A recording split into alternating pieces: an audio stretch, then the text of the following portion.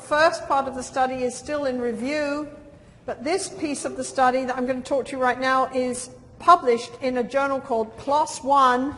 It's an online journal. It came out in November of last year. And as part of this big study, what we did was we took couples in, distressed couples who had little trust, couldn't turn to each other, and were insecurely attached.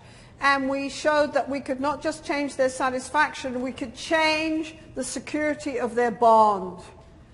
If you want to really frame that in very simple terms, in a sense what we're doing is we're saying, if you understand love, you can shape it. And we're now at the point in the science of love where you can take a couple who cannot emotionally connect and support each other and give each other emotional support, and you can change that in a disciplined, targeted couple therapy. So what we did was we showed that we could create more secure attachment, and that study is still in review. I think it's in the Journal of Family Psychology. I hope it's going to come out soon. But part of that study was we also did a brain scan where we put the women in a brain scan. If you ask me why we didn't do both, it's because we didn't have enough money. We had to choose, do we scan the men or do we scan the women? I don't know. Put the women in the machine. Okay. So we scanned the women before therapy and after 20 sessions of EFT. Before therapy, we put the women in an fMRI machine and we say, when you're lying in the machine, you're going to see an X in front of your face. And when you see an X in front of your face, there's a 20% chance you're going to be shocked on your ankles. You've got things on your ankles and you're going to be shocked. So when the women lie alone in the machine, you see the sort of thing you see on this side of your screen, on the right side of your screen. When the women lie alone in the machine and they see the X and they think they're going to be shocked, their brain lights up, like Canada Day, 4th of July if you're American. The brain lights up like Canada Day, and if you ask them if the shock hurts, they say it's extremely painful.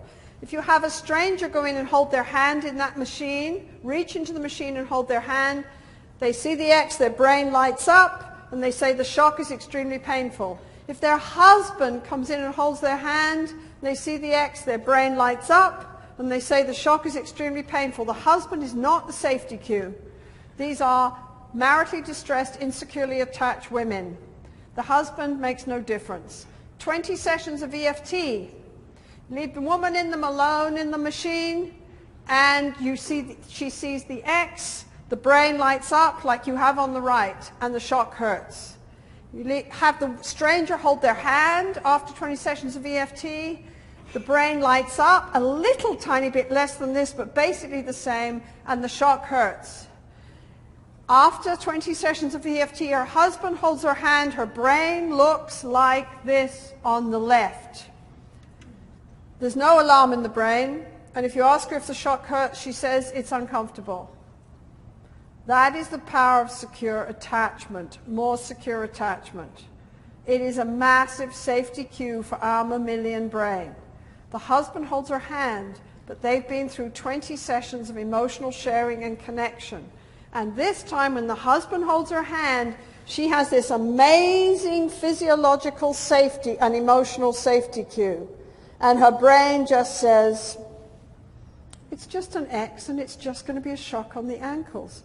And I asked Jim Cohn, who did this with me at the University of Virginia, he's a neuroscientist, what the blue meant, and he said, it means she's not dead.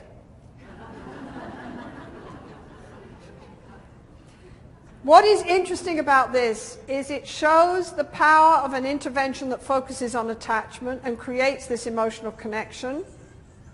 And what is also interesting about it is that it confirms all the things that the attachment theorists have been saying for years. Mother and child attachment theorists and adult bonding attachment theorists. By the way, if you want to read one book on adult attachment, you should read Michelanza and Shaver, 2007, Adult Attachment. There's one copy of it out there. And you'll get a feeling for the amazing amount of research that has happened in the last 15 years on adult bonding and attachment. And what this says, I think John Bowlby would have loved this study. What this basically says is John Bowlby was right. When you have a secure connection with one other person, it changes how you deal with your emotion. It changes how you perceive threat. It makes you live in a safer world.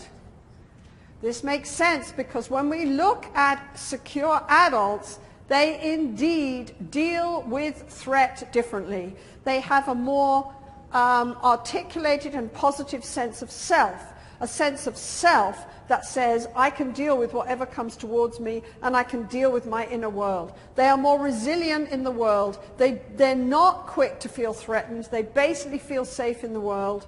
And when they are threatened, they deal with threat powerfully differently. 9/11, securely attached adults who lived in the vicinity of 9/11 were doing just fine 18 months later. Because, and if you ask them what they did, they'd gone and they'd reached for people, they'd confided in people. When they felt like crying, they found someone to cry with. And as they told their story to people, it became more coherent. And some of them actually said, I've gone through this growth thing around this thing. I actually somehow feel more whole after this horrible experience than I did before. If you listen to the people who could not turn to other people for support, people who just didn't believe other people were there for them, didn't trust other people, and tried to deal with it all themselves, if you listen to them, they were not doing okay after 18 months after 9/11. They had all kinds of somatic complaints, all kinds of PTSD symptoms. So I think this shows us how you can link research and clinical work and our understanding of bonding in a whole new way. If you had told me 20 years ago that I would have been doing brain scan studies, I would have said to you, you're insane, I'm a couples therapist. What do I want to do brain scans for you? So this is also part of this revolution that's happening.